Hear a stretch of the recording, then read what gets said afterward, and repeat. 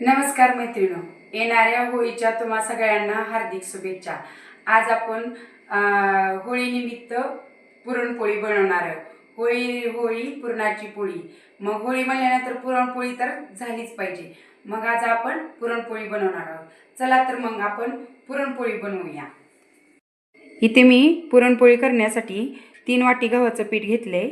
ह्याच्यामध्ये आपण चवीनुसार मीठ घालूया। अगोदर आपण पीठ मळून घेणार आहोत पुरणपोळीसाठी आणि याच्यामध्ये 3 चमचे तेल घालायचं आणि पीठ मळून घ्यायचं। हे पीठ आणि पिठामध्ये पाणी हळूहळू घालायचं आणि पीठ आपण घट्ट मळून घ्यायचं। जास्ती सैल मळायचं नाही आहे, कारण आपण हे भिजत ठेवणार आहोत। हे आता आपलं पीठ मळून झालंय। हे बघा, मी असं घट्ट पीठ मळून घेतलंय। जास्त पातळ करायचं नाही, कारण आपण हे भिजत ठेवून नंतर जेव्हा मळणार आहे तेव्हा त्याला आपण तेल पाणी लावून ते मऊ करून घेणार आहे पीठ। आणि ह्याला असं थोडंसं तेल लावायचं आणि कणिक भिजायला ठेवायची। हे आता आपण 1 ते 1.5 तास भिजायला ठेवूया। आता आपलं पीठ भिजतंय, तोपर्यंत आपण पुरणासाठी लागणारं साहित्य पाहणार आहोत। आज आपण हरभऱ्याच्या डाळीची नाही तर मुगाच्या डाळीची पुरणपोळी करणार आहोत, जी पचायला हलकी असते। इथं मी 1 वाटी पिवळी मुगाची डाळ घेतली आहे आणि त्याच वाटीने 1 वाटी चिरलेला गूळ घेतला आहे। तुम्ही ज्या वाटीने डाळ घेचाल त्याच वाटीने गूळ घ्यायचा आहे आणि हे दोन्ही समप्रमाणात असतं। इथे मी 4 विलायची आणि हा थोडासा जायफळचा तुकडा घेतलेला आहे।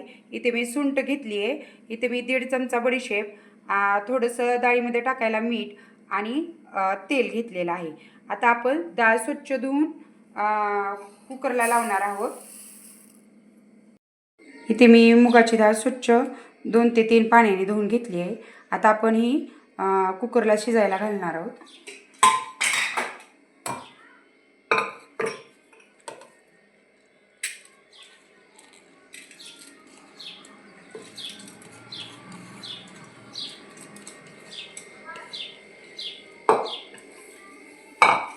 ह्याच्यामध्ये काय करायचं, तुमची 1 वाटी डाळ आहे ना, तर मी याच्यामध्ये ह्याच्या डाळीच्या दुप्पट पाणी घालणार आहे।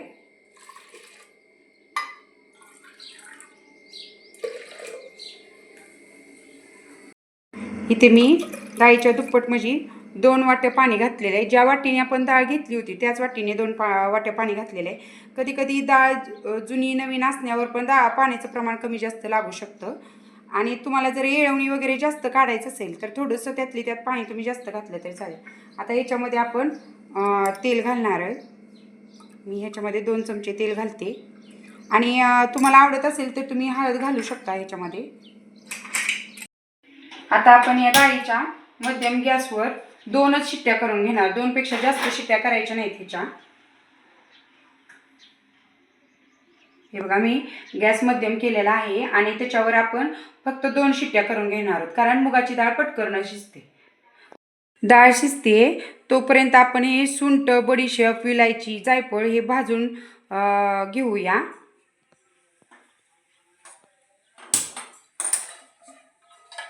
ह्याच्यामध्ये तेल वगैरे काही घालायचं नाही।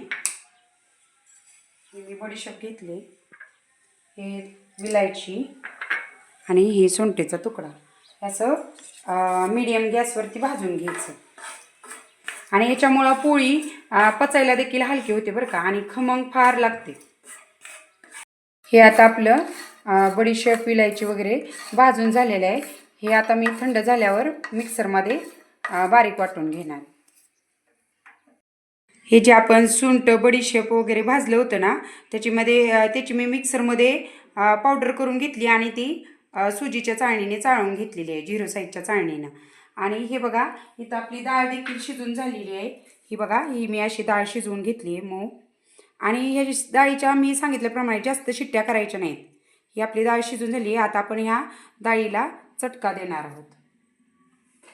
इथे मी जाड बुडाची कढई घेते आणि ही डाळ मी 5-10 मिनटं पुरण वाटायच्या चाळणीमध्ये टाकून ठेवली होती, म्हणजे येळवणी खाली नितळतं। ही आपण डाळ टाकायची कढईमध्ये आणि आपण जो गूळ मोजून घेतला होता, ज्या वाटीने डाळ घेतली त्या वाटीने आपण गूळ घेतला होता, तो पण ह्याच्यामध्ये टाकायचा.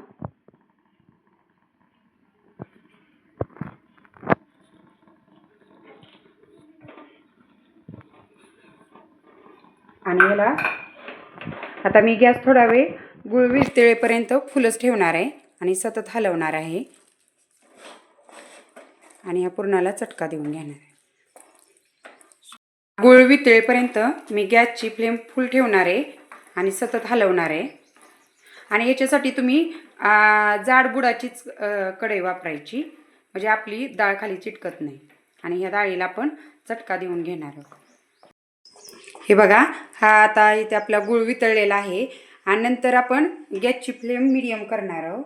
आणि जर तुम्हाला घाई असेल तर तुम्ही फुल गॅसवर देखील सतत हलवावं लागेल तुम्हाला. आणि मीडियम गॅसवर सतत नाही हलवलं तरी चालतं, म्हणजे थोड्या वेळाने हलवलं तरी चालेल मध्ये मध्ये. हे आता आपलं मिश्रण घट्ट व्हायला लागले, पण आणखीन पण आपल्या डाळीला व्यवस्थित चटका बसलेला नाही, कारण हे बघा आणखीन हे पातळच आहे. आणि ती ट्रिक तर सगळ्यांना माहीतच असेल.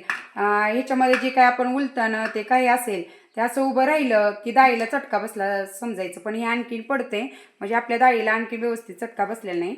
त्यामुळे आणखीन आपण थोडा वेळ ह्याला परतणार आहोत.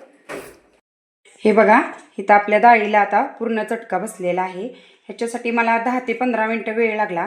मी मध्ये मध्ये गॅस फुल ठेवला होता आणि सतत हलवलं पण होतं. हे बघा आता आपलं हे उलतानं उभं राहते, याचा अर्थ आपला चटका बसलेला आहे. यात आपण गॅस बंद करून ही कढई खाली घ्यायची आणि हे आता आपण पुरण वाटायच्या चाळणीमध्ये टाकून गरम असतानाच वाटून घ्यायचं, म्हणजे सोपं जातं. आणि हरभऱ्याच्या डाळीच्या मिश्रणापेक्षा सुद्धा ही मुगाच्या डाळीचं जे आपण हे पुरण बनवले ना, ते वाटायला खूप सोपं जातं. आणि गरम असतानाच हे असं चाळणीवरती घालून आपण वाटून घेणार आहोत. याला थोडासा चिकटपणा जास्त राहतो हरभऱ्याच्या डाळीपेक्षा देखील. आणि असं गरम असतानाच आपण वाटून घेऊ. असं करून आपण हे सगळं पुरण वाटून घेणार आहोत. वाटताना या पुरणाला थोडासा जास्त चिकटपणा जाणवतो बरं का, मुगाच्या डाळीमुळे.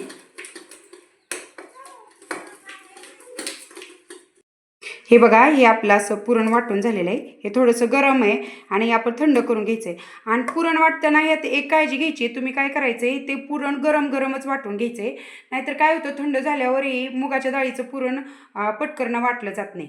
गरम असताना पटपट वाटून घ्यायचं. तर आता हे आपण पुरण थंड करायला ठेवूया आणि आपली कणिक मऊ करून घेऊया. हे बघा, हे आता आपण कणिक भिजत ठेवली होती. ही आता आपण तेल पाण्याचा हात घेऊन मऊ करून घ्यायची. मी एका वाटीमध्ये पाणी आणि एका वाटीमध्ये तेल घेतले. हे असं करून मऊ करून घ्यायची आपण. तेलाचा एकदा पाण्याचा असा हात लावून आपण हे मऊ करून घेणार आहे. हे बघा, जसं आपण तेलाचा पाण्याचा हात लावू, ही कणिक बघा किती मऊ झाली आहे. असं ही चांगली मऊ करून मळून घ्यायची आपल्याला कणिक. इथे ही आपली कणिक चांगली मऊ झाली आहे. हे कापड भांड्यात काढून घ्यायची आणि ह्याच भांड्यात आपण ते आपलं पुरण आहे ना, ते सुद्धा थोडंसं असं मऊ करून घ्यायचं आपण. हे बघा, आणि ह्याच्यामध्ये ते आपण पावडर जी करून घेतली होती सुंठ बडीशेपची, ती देखील घालायची. आणि हे असं पुरण मऊ करून घ्यायचं एकजीव. त्याच्यामध्ये ते पावडर सगळीकडे मिक्स पण होते आणि एकजीव करून घ्यायचं. आणि नंतर मग आपण पोळ्या करायला घेणार आहोत. हे पुरण आता माझं अगदी थोडंसं कोमट लागते, नाहीतर थंड झाले. हे बघा, हे तर आपली पोळी बनवण्यासाठी सगळी तयारी करून झाली. आता आपण पोळी बनवायला घेऊया. आता गॅसवरती मी तवा ठेवते. तवा आपल्याला मध्यम गरम करून घ्यायचा आहे, तोपर्यंत आपण पोळी बनवायला घेऊ. हे असा उंडा बनवायला घ्यायचं. मी एवढा गोळा घेते. थोडंसं तेलाचा किंवा पिठाचा हात लावून घ्यायचा आणि हे उंडा बनवून घ्यायचा. असं उंडा बनवताना हे असं पिठामध्ये बुडवायचं. आणि उंडा करताना काय करायचं, मधला भाग जो आहे तो जाड ठेवायचा आणि करडणी अशी त्याची वाटी करून घ्यायची. आणि इकडे देखील पुरणाचा काय करायचं, असा गोळा वळून घ्यायचा आणि तो त्यात घालायचा. आणि पुरण खाली दाबायचं आणि पीठ वरती घ्यायचं, पुरण खाली दाबायचं, पीठ वरती घ्यायचं. असं करत आपण काय करायचं, ह्याचा उंडा बनवून घ्यायचा. हे बघा.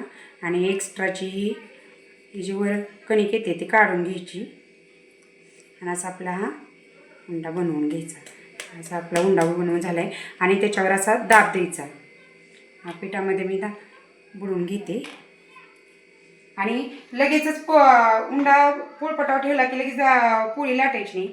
त्या अगोदर आपण असं त्याच्यावर दाब देऊन घ्यायचा. म्हणजे काय होतं, आपलं पुरण सगळीकडे पोळीच्या काठापर्यंत पोचतं. आणि आता आपण हे लाटून घेणार आहोत पोळी. बघा असं अलगद हाताने पोळी लाटून घ्यायची. सुरुवातीला कडेनेच पोळी लाटून घ्यायची आणि पोळीला जास्त पीठ पण नाही लावायचं. हे बघा माझं पुरण सगळीकडे गेलंय, तुम्हाला दिसत असेल.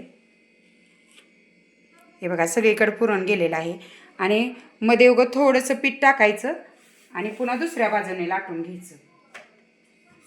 आणि तुम्हाला जाड काहींना जाड पोळ्या आवडतात, काहींना पातळ, तुम्हाला पाहिजे तशी अशी सगळीकडून पोळी लाटून घ्यायची. हे बघा ही अशी मी पोळी लाटून घेतली आणि इकडं आपला तवा देखील गरम झालेला आहे. काय करायचं, अगोदर तव्यामध्ये थोडंसं तेल टाकून घ्यायचं म्हणजे आपली पोळी तव्याला चिटकत नाही. अगदी थोडंसं तेलाने टाकून घ्यायचं आणि असं तेल पसरवून घ्यायचं आणि ह्याच्यामध्ये ही पोळी टाकायची.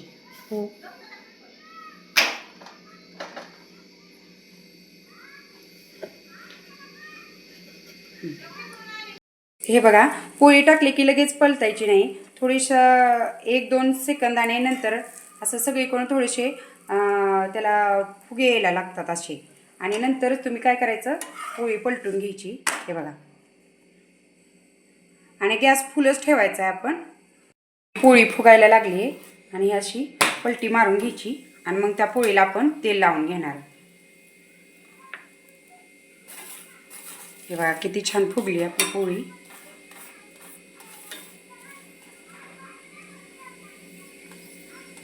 आणि अशीच आपण हिला खरपूस भाजून घ्यायचं. माझा गॅस फुलच आहे बरं का, फुल गॅसवरतीच आपण हिला छान खरपूस भाजून घेणार आहोत. ही बघा इथे आपली पोळी ही खरपूस भाजून झालेली आहे. हे आता आपण काढून घेणार आहोत. हे बघा किती छान झाली आहे आणि मी तुम्हाला आतून देखील दाखवते. हे बघा सगळीकडे काटापर्यंत पुरण गेलेलं आहे ह्याच्या. आणि तुम्ही जर पहिल्यांदाच पोळ्या करत असाल तर थोड्या छोट्या छोट्या पोळ्या करायच्या आणि ह्याच्यावरती असं तूप टाकून घ्यायचं. ही झाली आपली मुगाच्या डाळीची पुरणपोळी. हे बघा